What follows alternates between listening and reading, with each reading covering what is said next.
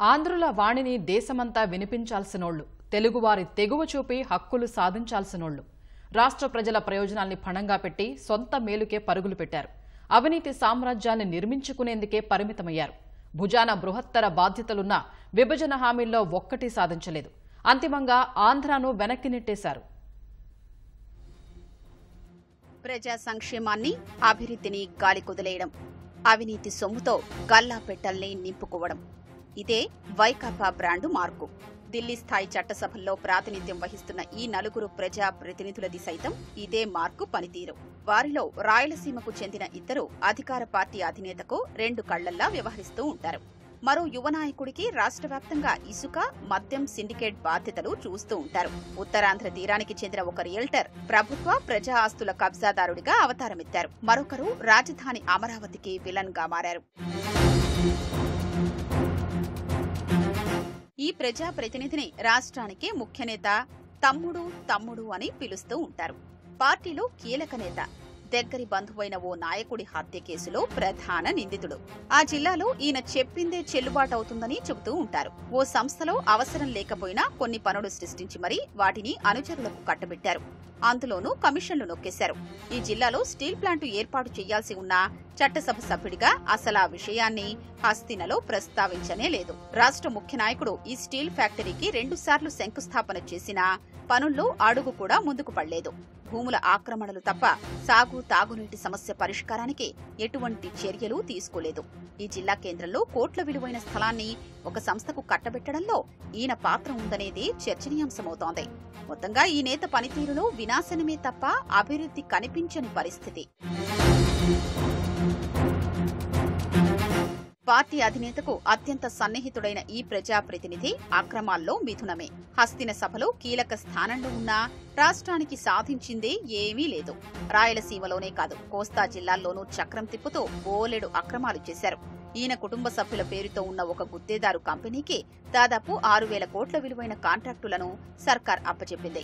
రాష్ట్రంలో ఇసుక, మద్యం సిండికేట్ మొత్తం ఈయన కనుసన్నల్లోనే సాగుతూ ఉంటుంది. ఎర్రచందనం అక్రమ రవాణాకు పుష్కలంగా అండదండలు అందిస్తున్నారు.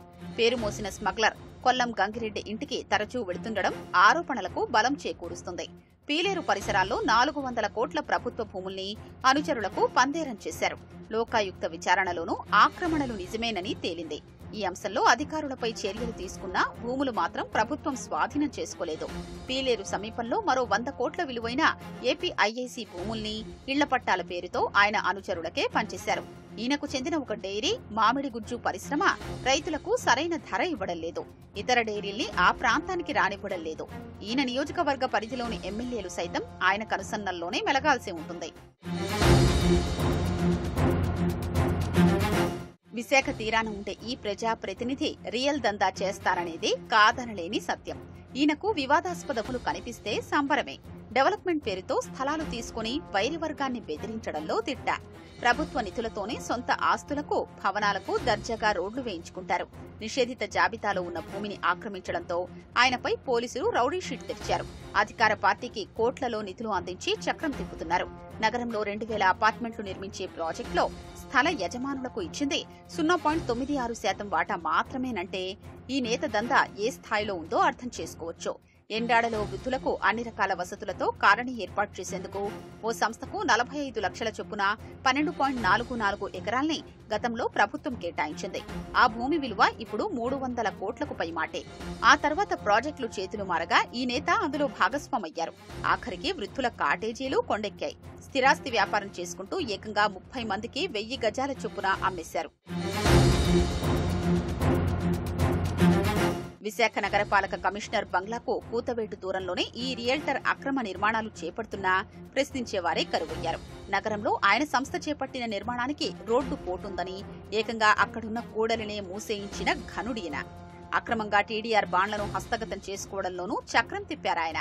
విశాఖ కార్పొరేషన్ 1800 గజాల స్థలాన్ని తీసుకోకుండానే 2041 బృహత్తర ప్రణాళిక రహదారి పేరుతో 63 కోట్ల విలువైన బాండ్లను చేజిక్కించుకున్నారు. సీతమ్మధార, రేసపువాని పాలెంలో ఒక భూమికి సంబంధించిన తన భాగస్వామి బంధువుతో 1000 కోట్ల టీడీఆర్ బాండ్లు మంజూరు చేయాలంటూ దరఖాస్తు చేయించారనే ఆరోపణలు వచ్చాయి. విశాఖ నగరంలోని విలీన వార్డుల్లో రోడ్లు అధ్వాన్నంగా ఉంటాయి.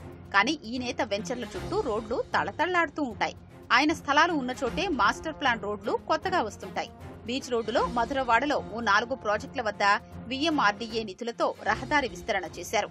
కూర్మన్నపాలెంలో ఈ నేత ప్రాజెక్టుకు అన్ని వైపులా విశాఖ కార్పొరేషన్ నిధులు 8 కోట్లతో రోడ్ల అభివృద్ధికి ఆమోదం పొందారు. రాజధాని అమరావతి విలన్ గా పాపులర్ అయ్యాడు ఈ ప్రజాప్రతినిధి. అరటి తోటల కథ నుంచి ప్రజాప్రతినిధిగా ఎదిగిన క్రమంపై స్వయంగా బయోపిక్ తీయించుకుంటున్న ఘనుడీన. అమరావతిని కాపాడుకునేందుకు రైతులు రోజుల తరబడి నిరాహార దీక్ష చేస్తే అందుకు పోటీగా పెయిడ్ ఆర్టిస్టులతో అక్కడే 3 రాజధానుల శిబిరాన్ని నడిపించిన కథకుడు. అమరావతి రాజధాని వ్యతిరేకి అయిన ఈ నేత గెలిచింది ఒకచోట, ఉండేది మరోచోట. ఇసుక మట్టి దందాలో ఈయన కింగ్. ఇసుక రీచ్లు మూసేయాలని హరిత ట్రైబ్యునల్ ఆదేశించినా కదలికలేదు. అధికార యంత్రాంగాన్ని అడ్డుపెట్టుకుని సొంతంగా లారీలు, టిప్పర్లు కొనుగోలు చేసి మరీ 5 ఏళ్లుగా నిరాటంకంగా తోడిస్తున్నారు. కొండగుట్టుల్లోని మట్టిని తరలించేశారు. విజయవాడలో ఒక పోలీస్ స్టేషన్ పైకి దండెత్తి మద్యం తాగి వాహనం నడుపుతున్నారని పోలీసులు తీసుకెళ్లిన తన అనుచరుల్ని విడిపించుకొచ్చాడు. ఆయన అనుచరుడొకరు మద్యం తాగి వాహనం నడుపుతున్నాడని ఒక కానిస్టేబుల్ అడ్డుకున్నారు.